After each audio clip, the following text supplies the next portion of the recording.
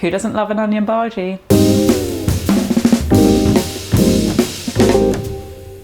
These are something that before I opened a curry house and started SPiCEBOX, I never would have cooked at home because I'm kind of scared of frying things. I thought I probably would have just burnt them. I didn't have a deep fat fryer, and they're kind of the things that are better left to the expert chefs in curry houses. But in the process of opening my own curry house, I learned that I could in fact cook bhajis. They weren't that intimidating, and I promise that if you follow this recipe, you will make delicious, crispy, perfect bhajis every time. The first thing that you need to do is get your oil on the heat, because it's going to take a while to heat up. And you need about 1 litre of oil in a large saucepan, or if you've got a wok or a really deep frying pan, you can use that. I'm just using standard veg oil, just need a neutral oil. So you're gonna have a lot of oil left over at the end of this recipe, and before you throw it away, definitely don't put it down the sink. You can always just filter it, sieve out the bits of batter, and then reuse it for cooking. A lot of onion bhaji recipes will just have gram flour in, which is ground chickpea flour. I also like to use rice flour because it adds, I think, an extra crispiness. If you think about tempura batter, that's made of rice flour, and these bhajis are almost like a kind of onion tempura. The batter is that light and crispy. So I'm just going to weigh these out and add them to the bowl. Fucking hell. Can I get the lid off? Ooh, great seal on them. 50 grams of rice flour. 100 grams of gram flour. So I could just add water and fry the onions in this batter, but it wouldn't really taste as much. So now I'm going to add some flavourings, which are really going to make these bhajis sing. First up, we've got some cumin seeds, about a tablespoon, and then turmeric, which is going to give it a really nice colour as well as flavour. About a teaspoon of turmeric. And then I've got 2 green chilies. Try not to get the big green chilies that supermarkets sell, because they just don't have that much flavour to them and they're not as spicy. Just gonna get my knife. So these we're just gonna finely slice. And now some coriander. You can put the stalks and the leaves in this. Just make sure it's chopped up quite finely. 250 mils of warm water, but I'm gonna add this in stages, just so I can make sure that it's not gonna get too lumpy. The consistency I'm looking for is roughly that of double cream. One thing to remember though is that as this batter sits, the flour is going to absorb a bit more water. So if it's slightly on the runny side when you've just added water, that's fine. Just let it rest and then come back to it. You do want quite a thin batter, because the thinner the batter, the crispier your bhajis are going to be.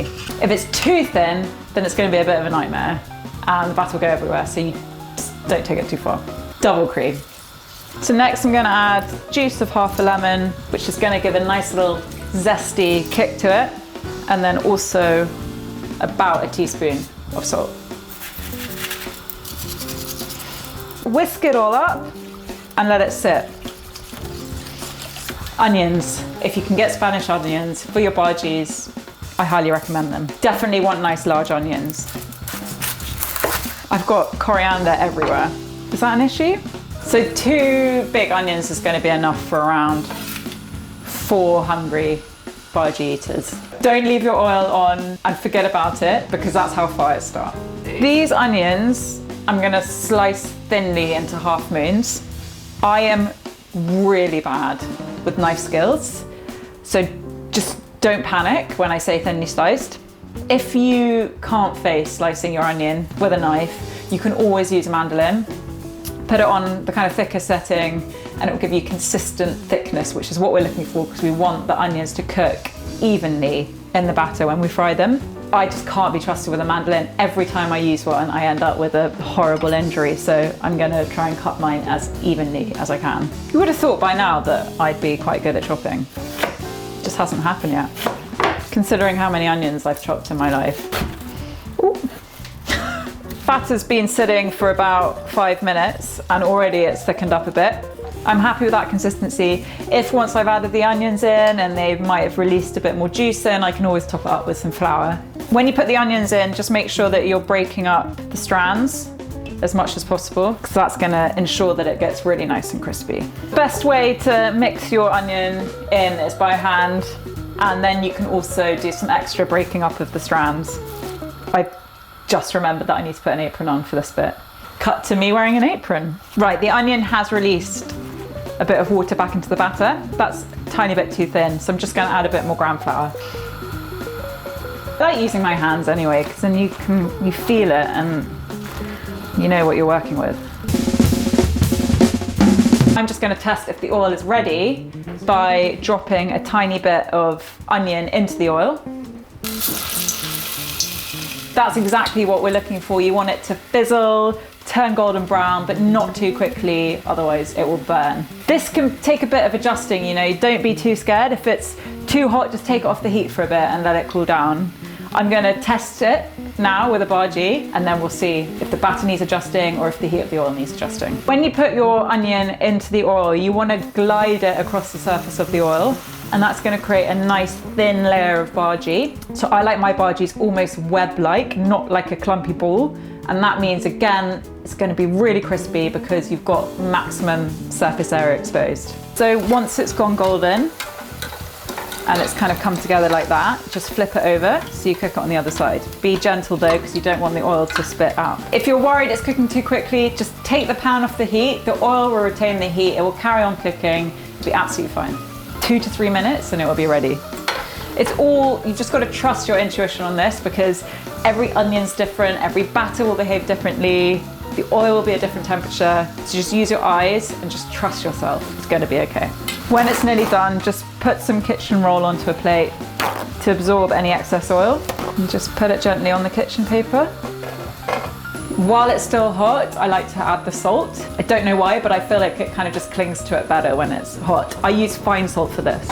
Fine salt just disperses really evenly over the bhajis.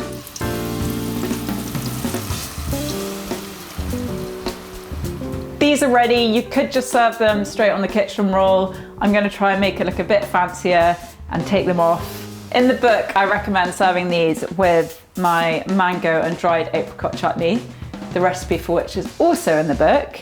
They go really well together. They're a match made in heaven. So I encourage you to make it. It's really easy.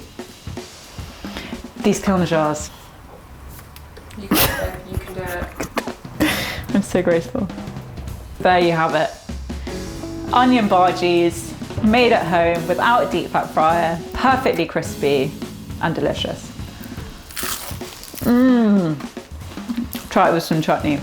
These are the perfect thing to serve if you've got friends around, you're having drinks. Put these on the table, everyone can tuck in and share them. Everyone's just going to love them. You can't not love an onion bhaji.